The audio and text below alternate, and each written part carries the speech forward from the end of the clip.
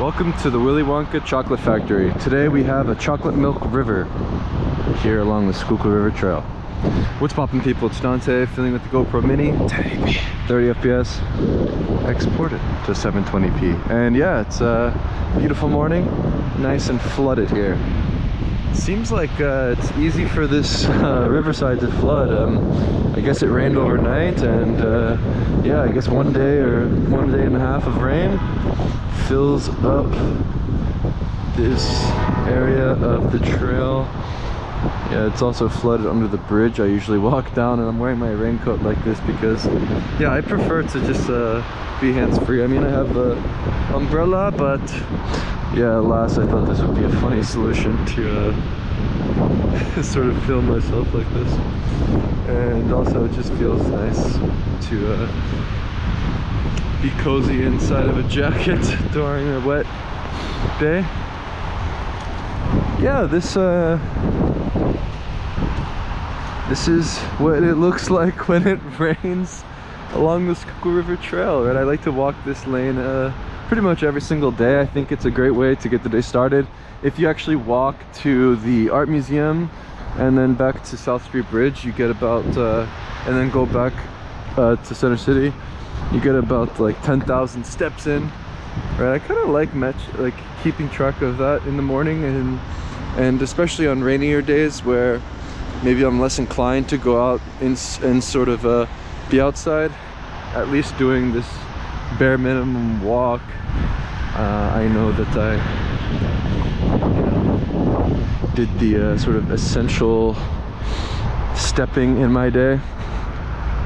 I feel like to walk is to be human, and perhaps this would be a good photograph. See, this is where an umbrella is good because I have the Ricoh and I don't want to get it, you know, damaged by the rain and stuff like that. So maybe actually, is it even raining? I can't even feel rain. I feel like it stopped. Let me open up my jacket. Yeah, it's still raining. Let's just take the umbrella out. This is just an interesting thing to photograph. I figured I need the umbrella when I make photos, just to keep my camera protected. It's the only issue with the Ricoh is it's not weather sealed, but yeah, what can you do? It's okay. Wow, it's really windy. I wonder how I could... Oh, this is a better angle, lower angle maybe. I'm trying to figure out how to frame this. It's kind of cluttered in the background with that building. Maybe I should get without the building. Yeah, it's better. Just that P mode, single point autofocus. Yeah, the goal is to basically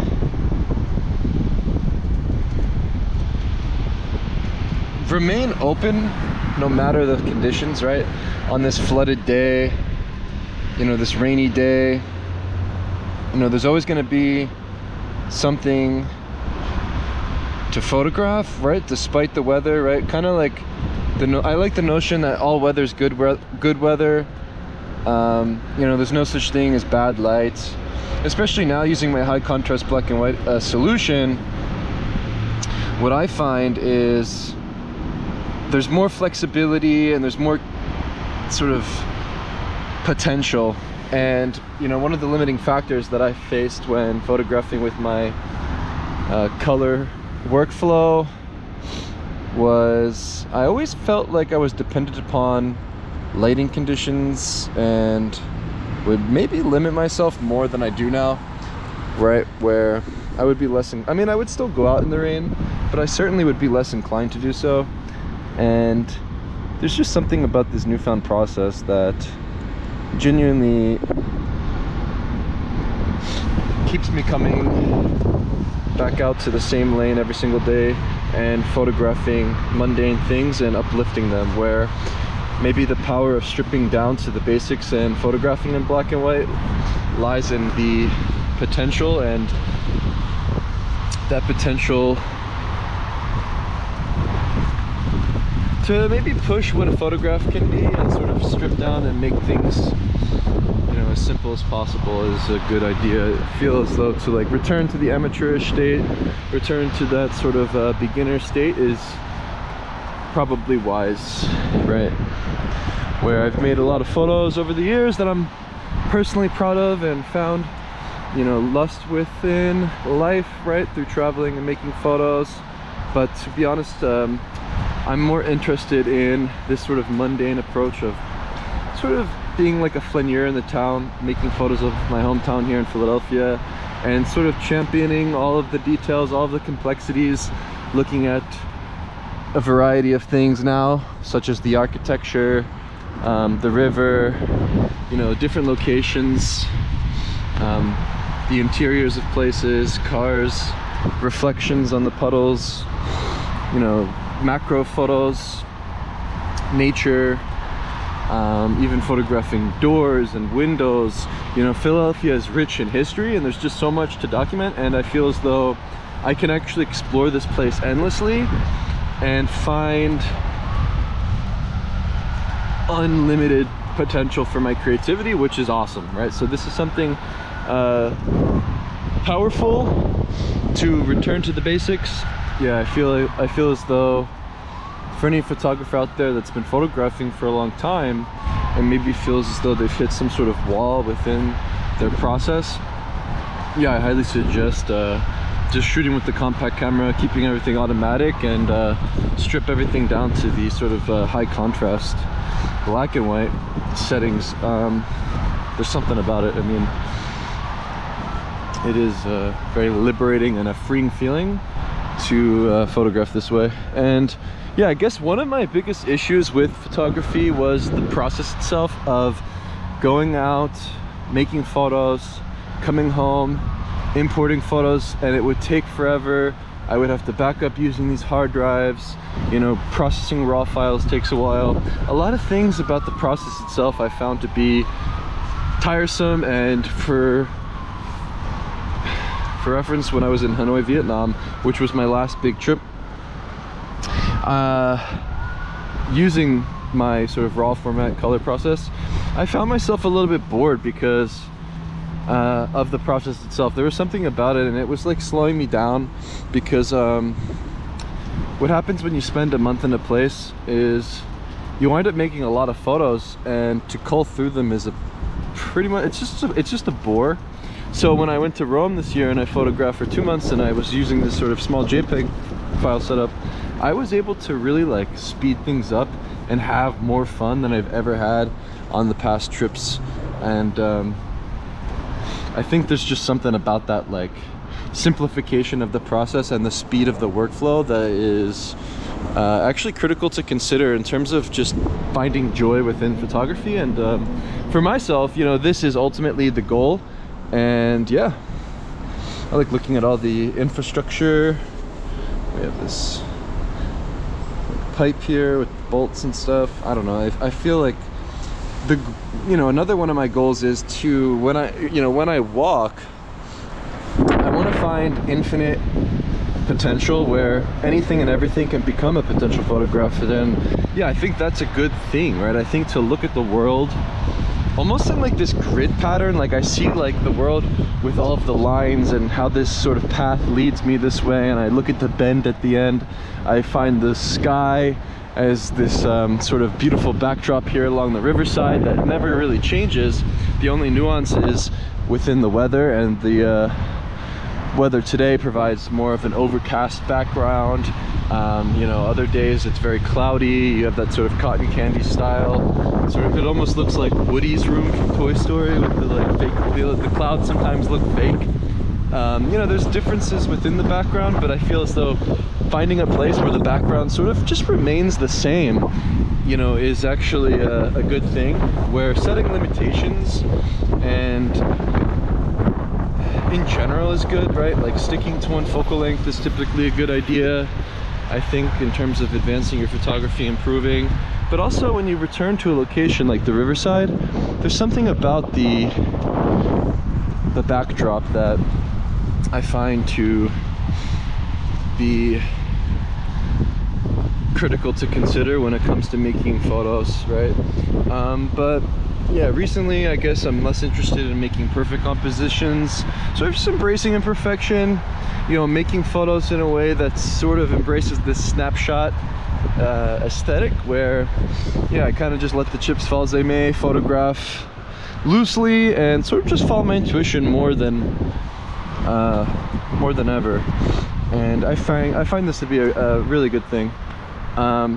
You know, perhaps the reason why I've always loved coming to the Riverside was the potential for layered photographs. You know, considering the foreground, middle ground, and background. Yeah, especially at Penn's Landing during the summertime, we have this beautiful Benjamin Franklin Bridge that's always in the back. Lots of people that come in the summertime to enjoy the Spruce Street Harbor. And yeah, there's definitely something about the locations in the city and choosing a location that suits you, but yeah, forever being open to all of the different pockets and neighborhoods and approaches to the medium is probably even more wise. Yeah, I think at the end of the day, what I'm looking forward to doing with my photography is speeding the process up. You know, I think a lot of people want to slow down, sort of take their time, make these sort of intricate stories and put together these like final product books or zines or gallery shows and things, but honestly these have never been of interest to me. I feel as though being out in the field, kind of just exploring with my camera, is the ultimate pleasure within this medium.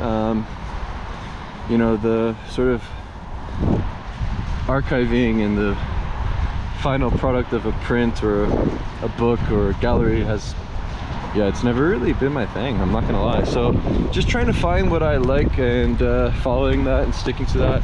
Yeah, I think takes a long time also to just like figure out what works for you. Like, for instance, I've been photographing for, you know, like a decade, and I feel as though like I'm finally starting to figure things out, which is funny.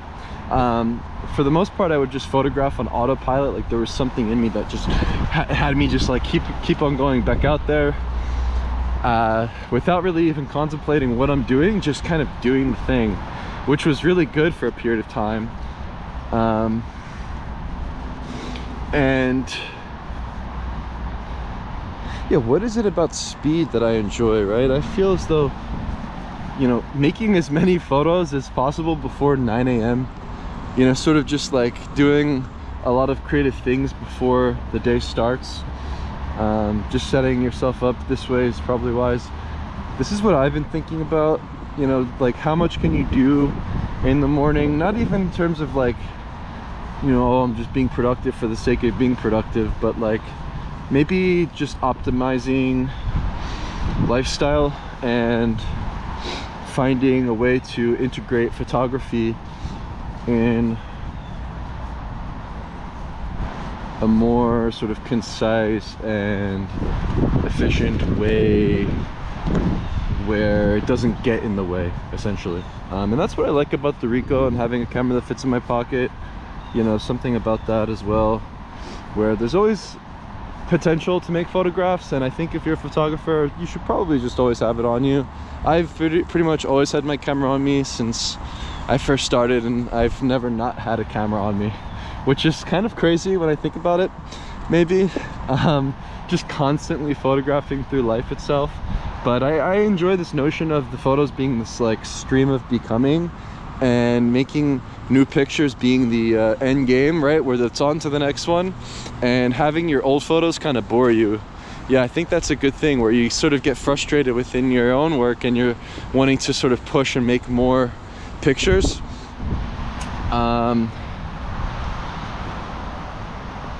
Yeah, I think the stream of becoming, memory, you know, these topics are interesting to me, and sort of treating everything like a work in progress, even with my thoughts and videos I create with these GoPro videos, is mainly just a way for me to flesh thoughts out, and then you know, I'll review them one day, or maybe you know, I tried to use Otter AI, some other software, to transcribe audio from videos and make my GoPro videos turn into text.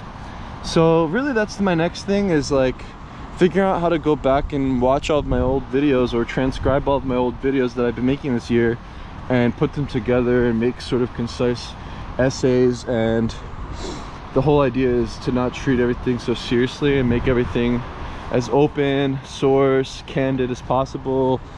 And also it's mainly, you know, the autotelic approach, right? The autotelic approach is wise, and sort of only you really care, right? Like only I care about what I'm doing, which is good. And it's like, once you realize that, I think you can actually enjoy the process a lot more. And yeah, everything's a work in progress. Even with the photos, you know, I upload all of my photos to Google Photos and they're open source. Anyone can download them. I really don't care. It's like, I think people get too caught up in you know, ownership of things, like this is mine. It's like, no, let's just make everything open source. I feel like as though that's going to be the future. Hopefully ChatGPT can start transcribing audio, because I tried it out. I don't know if it was working. Maybe today it'll work, I don't know. It seems like it improves every single day. I think that every artist should download ChatGPT. Everybody, I mean, not even just artists, right? We're all born an artist and we're just programmed otherwise anyways. But yeah, I think that, you know, using this tool as a way to sort of augment your thinking, to learn about the etymology of words, to visualize things from your imagination, to dive deeper into certain topics that you are curious about. Also, consider the internet as a bad thing, right? We don't need to go through Google anymore. We don't need to be distracted through social media, conspiracy theories, news, podcasts, videos. All of this sort of stuff is typically a bad thing, and to disconnect from it all and to sort of have an offline approach where you don't actually need to Google around anymore, right? Just ChatGPT it and just try it out. I mean, I think it's just really useful. It's actually incredible. I feel like it speeds things up so much. And yeah, for instance, speed being one of those things I'm interested in. So I also enjoy this idea of just GoPro it. So like sharing your morning routine, GoPro videos of your thoughts, GoPro videos of your exercise routine, how you eat, what do you eat, cooking, biking if you're interested in hiking, like all sorts of things that you do in the day can be something that you record and then champion later in life. And I ultimately even find this like insane joy reviewing my videos that I've made this past year of me in the street and just hearing my thoughts change over time. And it's like, it really is a good thing, because what happens is as people, you know, we seem to have this like appetite for media and consuming other media, but perhaps to create the media that you wish to see in the world and then actually enjoy your own media is the future, where, you know, you become, you know, the producer and the consumer. I sort of like this notion and the idea of streaming your life, streaming your thoughts, and considering the future of, you know, computer generated versus human generated. It seems like it'll be harder to determine on the internet what is generated by a computer and what's generated by a human. And as an artist, perhaps to treat yourself as the art project is an interesting notion, and to share that sort of raw human experience. Good morning. Good morning. And yeah, another thing, just like greet people warmly, say hi hi to strangers, spread more kindness. Even just like a small smile in the day can make a difference in the world. That's what I think. Good morning.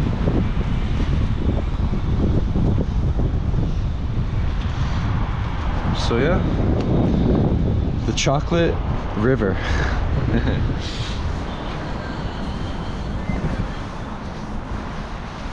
All right, let's go to the cliffside.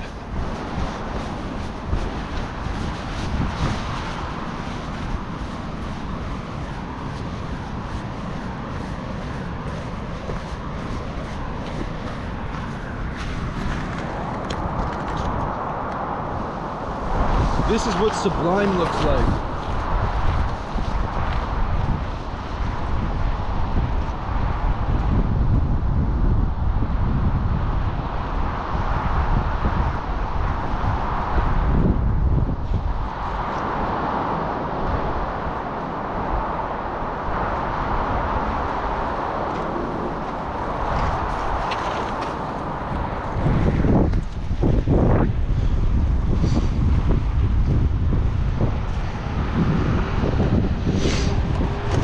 Thrive in the face of uncertainty.